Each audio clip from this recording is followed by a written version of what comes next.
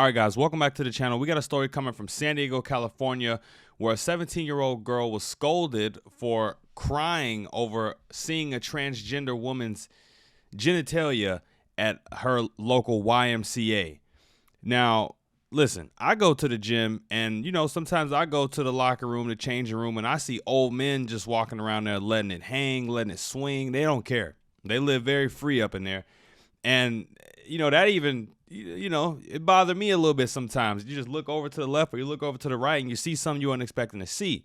Now, I could only imagine being a woman seeing male genitalia in a locker room. It has to be very disturbing, unsettling. And it's funny that in a world where we care so much about feelings that, they don't take these women's feelings into consideration. But with that being said, don't forget to like, comment, share, and subscribe while we're watching. Now let's get into this story. Good evening, council members and residents of Santee behind me. My name is Rebecca Phillips and I'm 17 years old. I am not a resident of Santee, but I am employed at a local restaurant, the Omelet Factory, and I work out regularly at the Santee YMCA. Just 2 weeks ago, after finishing my shift at my job, I went to the gym to swim laps. As I was showering after my workout, I saw a naked male in the women's locker room. I immediately went back into the shower, terrified, and hid behind their flimsy excuse for a curtain until he was gone. I ran into a bathroom stall to change as quickly as I could, organizing my thoughts to share with the people at the front desk.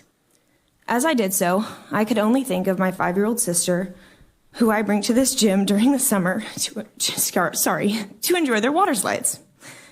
This is the YMCA, where hundreds of children spend their summer afternoons in childcare camps.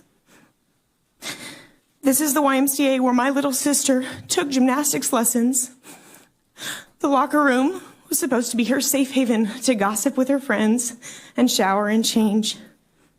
When I asked the YMCA management what their policy was regarding transgenders, they confirmed that the man that I saw was indeed allowed to shower wherever he pleased. As long as you are not a red flag on Megan's Law, the California Sex Offender Registry, a grown male can shower alongside a teenage girl at your YMCA location here in Santee. I was made to feel as though I had done something wrong when I talked to people at the YMCA. Somehow, the indecent exposure of a male to a female minor was an inconvenience to them.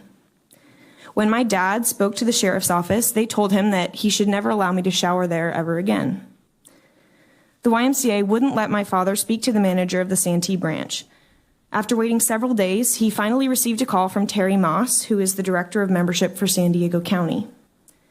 She informed my dad that I was not in any danger at the time of the incident, that I was safe. But I ask you this, I'm assuming all of you either have a wife, a sister, daughters, or granddaughters, or are a woman yourself. Could you knowingly send an underage girl into a room where there was a naked male and say that she was not in danger, that she was safe, or more importantly, that this was right? The fact that we are now tailoring our privacy policies and bathroom laws around transgenders, ignoring the blatant threat to safety that this poses, is obscene. The safety of children, girls, is on the chopping block. And this issue is not unique to one political party. Both Democrats and Republicans whom I have shared this story with have all been equally disgusted.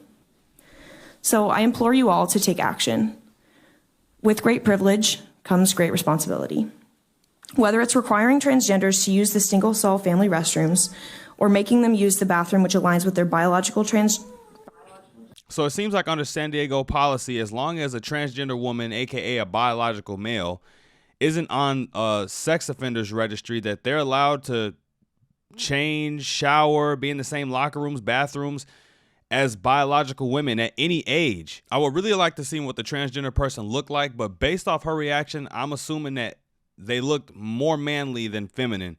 And, getting these surgeries and things aren't cheap. A lot of people can't pay to finish this process once they start it. I seriously don't understand why they don't just put these transgender women in the same locker rooms and changing rooms as men, especially if they look more like men than they look like women. You telling me a 6-foot dude with some muscles and a wig on can pass as a woman and can be in the same locker room, somebody of that stature, someone who looks like that, if they look like a man, they need to be in the same changing rooms as a man. I'd rather take that burden, I guess you could say, than give it off to women. I would much rather I would feel safer just on a societal level knowing that transgender women will be in the same locker room as their biological sex, like she was just hinting at towards the end of her speech before she got cut off.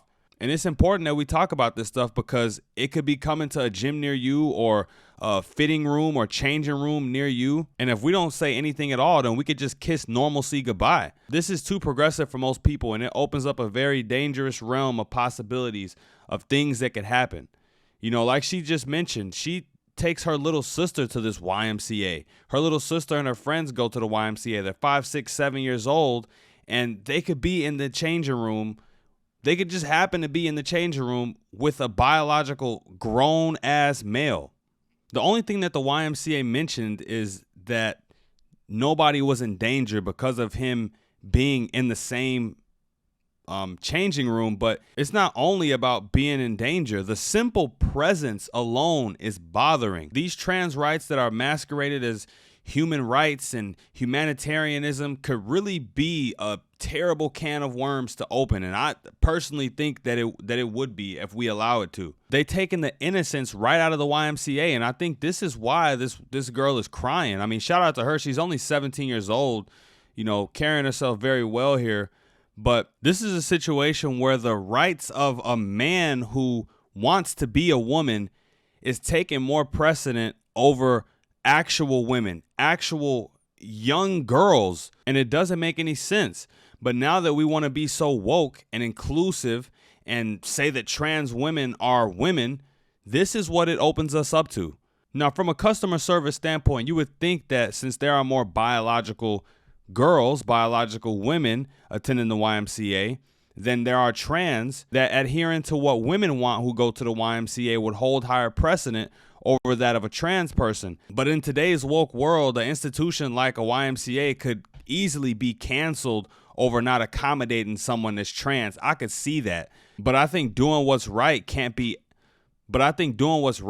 be absent in the equation as well. I don't think the YMCA bothered saying anything to the trans person at all because in their minds, they're probably thinking, if we don't accommodate this guy, if we don't make him feel as comfortable as he have to feel in the YMCA, there could easily be, you know, woke warriors coming after us for it. So with that being said, let me know what you think about this video in the comments down below. Don't forget to like, comment, share, and subscribe on your way out the door. And until next time, you guys, I'm out of here.